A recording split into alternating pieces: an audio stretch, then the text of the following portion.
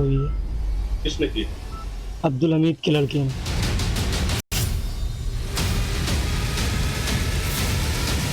दिन को खींच कर अंदर गोली मारना चालू कर दिया तुरंत। 15 गोली लगी थी जी। गला काटा गया, नाखून खींचे गए हैं प्लास से सारे। उसका इनकाउंटर होना चाहिए। तो ये चाहिए कि इंसाफ चाहिए, उनको फांसी होनी चाहिए, बाकी उनका घर गिराया जाए, बाकी हमको कुछ नहीं चाहिए। खूनी दंगाई से प्रचंड प्रतिकार की चाह रखने वाले रामगोपाल का परिवार जब सरकार से मिला तब भी मांग वही थी। मुख्यमंत्री बैठे हुए थे, मां फफक फफक कर रो रही थी, पिता करबद्ध होकर सिसक रहे थे, पत्नी गर्दन झुकाए सुन रही थी और अपराधियों को जड़ से मिटाने की प्रतिबद्धता दोहराने वाले योगी आदित्यनाथ संकल्प को सिद्ध करने की प्रतिबद्धता दोहरा रहे थे। दंगाई की गोली से मारे गए रामगोपाल के परिवार को आश्वस्त कर रहे थे। बाबा हैं, वो खुद ही जानते हैं कि उन्हें करना क्या है। हमें जो कहना था हमने कहा, जो उन्हें करना होगा वो करेंगे। इनकाउंटर की आप लोग ने बात करी कि इनकाउंटर होना चाहिए, जो आरोपी है उसमें जो है उसका इनकाउंटर होना चाहिए, उसके तो सजा मिलनी ही चाहिए। जो दोषी है उसे तो सजा मिलेगी ही। इस विश्वास पर मुख्यमंत्री योगी ने सोशल मीडिया पर मुहर लगाई, लिखा कि आश्वस्त रहें, पीड़ित परिवार को न्याय दिलाना यूपी सरकार की शीर्ष प्राथमिकता है। इस घोर, निंदनीय और अक्षम्य घटना के दोषियों को किसी भी कीमत पर बख्शा नहीं जाएगा। हत्यारे के खिलाफ सख्त कार्रवाई की बात करने वाले मुख्यमंत्री ने बताया कि पूरी संवेदनशीलता और प्रतिबद्धता से पीड़ित परिवार के साथ खड़ी है, लिहाजा राम गोपाल मिश्रा की पत्नी को सरकारी नौकरी और आर्थिक मदद का आश्वासन दिया है। 10 लाख रुपए की मदद देने का आश्वासन दिया है। मुख्यमंत्री आवास देने को कहा है। आयुष्मान भारत का कार्ड देने को कहा है और जितनी भी सरकारी सुविधाएं हैं जो गरीबों को मिल सकती हैं, उन सुविधाओं को मुहैया कराने के लिए जिलाधिकारी को निर्देशित किया है।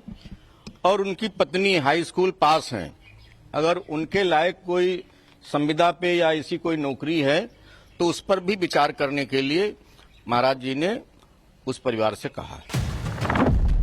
लखनऊ के पावर सेंटर में पीड़ित परिवार न्याय का भरोसा लेकर निकल रहा था तो वहां से लगभग 150 किलोमीटर दूर बहराइच का वो महाराजगंज इलाका जो दंगों की आग में झुलस गया, वहां अब भी हिंसा के स्याह निशान डरा रहे हैं।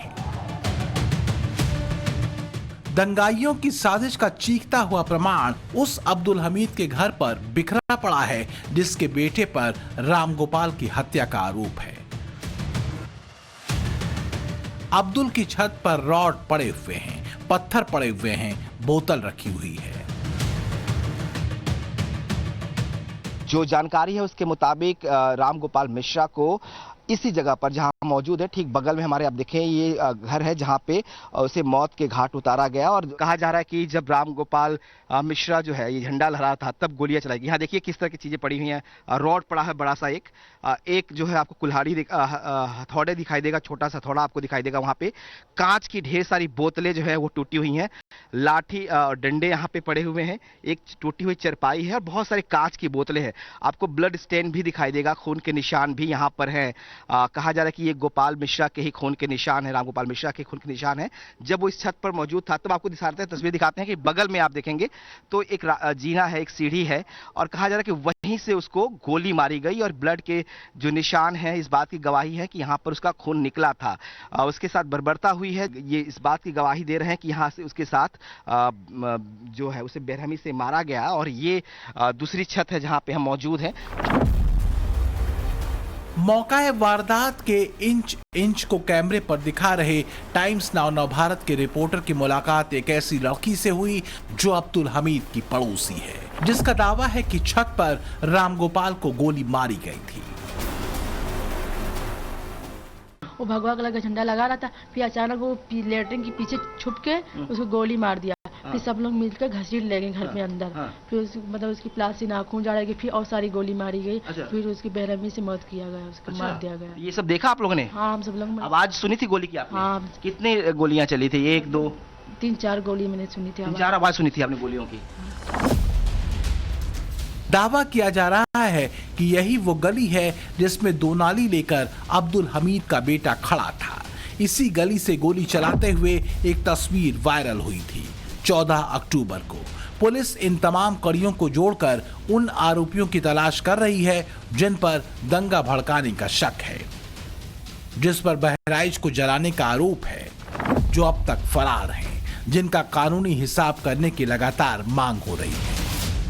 बहुत सारे लोग हैं इसी गांव के और उनसे हम बात करेंगे और थोड़ा सा समझने की कोशिश करेंगे कि ये लोग क्या चाहते हैं। कानून व्यवस्था पर विश्वास रखते हैं और उसी के सहारे हम सब कुछ करना चाहते हैं और हम उनके परिवार के लिए बहुत काफ़ी दुखी हैं और हम चाहते हैं इनके साथ न्याय हो। मौके पर वहाँ पुलिस नहीं थी और आधा घंटा 1 घंटे तक लोग मांग करते रहे कि इस गोली लगी इसको पहुंचाया जाए बहराइच, तो शासन के द्वारा कोई व्यवस्था वहाँ पर नहीं की गई। बैटरी वाले रिक्शे से लेकर 500 मीटर उससे लेकर फिर मोटरसाइकिल में बिठाला। कि हालात कैसे हैं और आप लोग क्या चाह रहे हैं?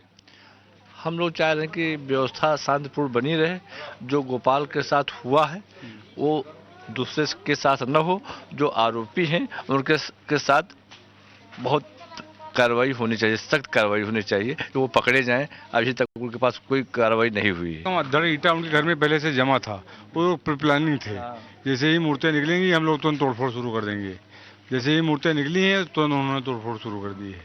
पहले से ईंट उन्होंने रखा हुआ? हाँ, ईंट उनके घर में रखी थी, असलहे थे उनके घर में, उससे उस लड़के को दाग दिया, मार दिया। जब पत्थर चलेंगे तो वो चेहरा तो कर नहीं देगा कि भाई जब ऊपर से पत्थर, बोतलें, कांच के शीशे, अब प्लानिंग हुई होगी तभी तो छत पे कांच के शीशे पत्थर जाएंगे। वैसे तो किसी के छत पे पत्थर तो जाते नहीं है। उधर से पत्थर चलने लगे, फिर हम लोग भागे, फिर इतने में गोपाल को अंदर खींच के वो गोली मार दी।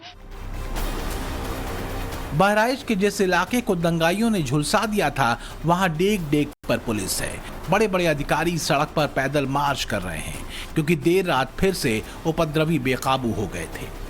नकवा गांव के आसपास हिंसा हुई थी, आगजनी हुई थी, धार्मिक स्थल को निशाना बनाने की कोशिश की गई। पुलिस पहुंची तो सभी दंगाई भाग खड़े हुए। यही वजह है कि लोग डरे हुए हैं, घर में ताला लगा हुआ है। बड़ी संख्या में आपको लोगों के घरों में ताले लगे हुए नजर आएंगे। ये देखिए, ये मैं आपको बता दूं कि ये मुस्लिम आबादी वाला पूरा मोहल्ला है और यहीं पर घटना को अंजाम दिया गया था।